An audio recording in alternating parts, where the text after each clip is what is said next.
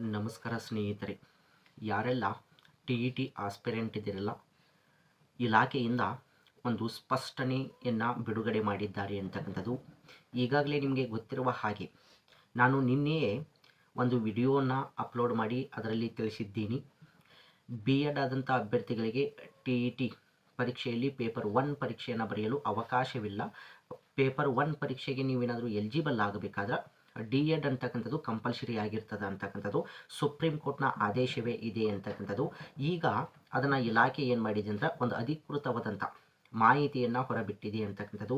ಈಗಾಗಲೇ ಅವರು ನೋಟಿಫಿಕೇಶನ್ ಸಂದರ್ಭದಲ್ಲಿ ನೀವು ನೋಡ್ಬೋದು 7.2 ವಿದ್ಯಾರ್ಹತೆಯ ಬಗ್ಗೆ ಅಲ್ಲಿ ತಿಳಿಸಿದ್ರು.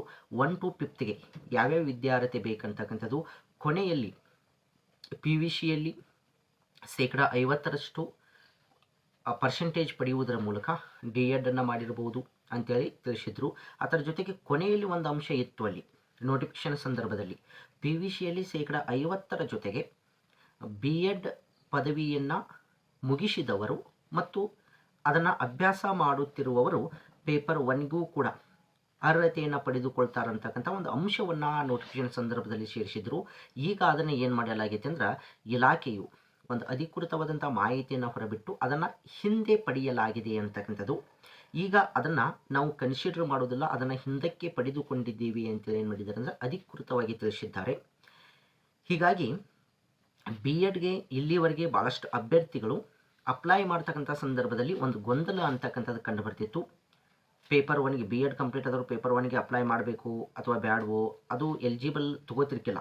ಹಾಗಾಗಿ ಈಗ ನಿಮ್ಗೆ ಯಾವುದೇ ರೀತಿಯಾದಂಥ ಡೌಟ್ಗಳು ಬೇಡ, ಯಾಕಂದರೆ ಇಲಾಖೆನ ಸ್ಪಷ್ಟನೆ ನೀಡಿದೆ, ಸುಪ್ರೀಂ ಕೋರ್ಟು ಕೂಡ ಅದನ್ನು ಆರ್ಡರ್ ಮಾಡಿದೆ ಅಂತಕ್ಕಂಥದ್ದು.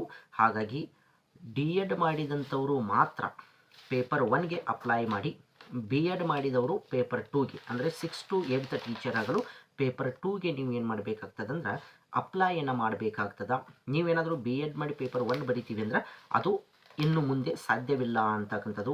ಹಾಗಾಗಿ ಪ್ರೈಮರಿ ಸ್ಕೂಲ್ ಟೀಚರ್ ಆಗಬೇಕಾದ್ರೆ 1 to 5th ನೀವೇನಾದರೂ ಟೀಚರ್ ಆಗಬೇಕಾದ್ರೆ ನಿಮಗೆ ಕಂಪಲ್ಸರಿಯಾಗಿ ಡಿ ಎಡ್ ಆಗಿರಲೇಬೇಕಾಗ್ತದೆ. ಡಿ ಎಡ್ ಜೊತೆಗೆ ಪೇಪರ್ 1 ಪರೀಕ್ಷೆಯನ್ನು ನೀವೇನು ಮಾಡಬೇಕಾಗ್ತದೆ, ಪಾಸ್ ಮಾಡಿಕೊಳ್ಳಬೇಕಾಗ್ತದೆ. ಹಾಗಾಗಿ ಇದು ಇಲಾಖೆಯಿಂದ ಒಂದು ಅಧಿಕೃತವಾದಂಥ, ಯಾಕಂದರೆ ನಾವು ಯಾವುದೇ ಒಂದು ಇಲಾಖೆಯಿಂದ ಅಧಿಕೃತವಾಗಿ ಮಾಹಿತಿ ಬರುವವರೆಗೆ ನಾವು ಏನು ಮಾಡೋಕ್ಕಾಗೋದಿಲ್ಲ, ಅದನ್ನು ನಂಬಲಿಕ್ಕೆ ಸಾಧ್ಯವಾಗುವುದಿಲ್ಲ. ಹಾಗಾಗಿ ಎಷ್ಟೋ ವಿದ್ಯಾರ್ಥಿಗಳು ನಾನು ನಿನ್ನೆ ವಿಡಿಯೋ ಅಪ್ಲೋಡ್ ಮಾಡಿದ ಸಂದರ್ಭದಲ್ಲಿ ಅದನ್ನು ನಂಬಲು ಹಿಂದೆ ಮುಂದೆ ಏಟನ್ನು ಹಾಕ್ತಿದ್ರು ಅಂತಕ್ಕಂಥದ್ದು. ಹಾಗಾಗಿ ಈಗ ಏನಾಗಿದೆ ಅಂದರೆ ಇಲಾಖೆಯಿಂದಲೇ ಅದನ್ನು ಸ್ಪಷ್ಟನೆಯನ್ನು ಪಡಿಸಿದ್ದಾರೆ ಅಂತಕ್ಕಂಥದ್ದು.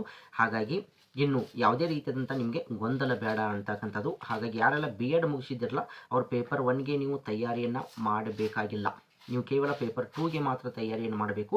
ಡಿ ಎಡ್ ಮಾಡಿದವರು ಪೇಪರ್ 1ಗೆ ಮಾತ್ರ ಏನು ಮಾಡಬೇಕಾಗ್ತದೆ, ತಯಾರಿಯನ್ನು ಮಾಡಬೇಕಾಗ್ತದೆ. ಹಾಗಾಗಿ ಇದು ಒಂದು ಪ್ರಮುಖವಾದಂಥ ಟಿ ಇ ಟಿ ಆಸ್ಪಿರೆಂಟ್ಗೆ ಸಂಬಂಧಪಟ್ಟಂಥ ಒಂದು ಮಾಹಿತಿಯಾಗಿದೆ ಅಂತಕ್ಕಂಥದ್ದು. ಮಾಹಿತಿ ನಿಮಗೇನಾದರೂ ಇಷ್ಟವಾದರೆ ನಮ್ಮ ಚಾನಲನ್ನು ಸಬ್ಸ್ಕ್ರೈಬ್ ಮಾಡಿಕೊಳ್ಳಿ, ಪಕ್ಕದಲ್ಲಿರ್ತಕ್ಕಂಥ ಬೆಲ್ ಐಕನನ್ನು ಆನ್ ಮಾಡಿಕೊಳ್ಳಿ. ಎಲ್ಲರಿಗೂ ಧನ್ಯವಾದಗಳು.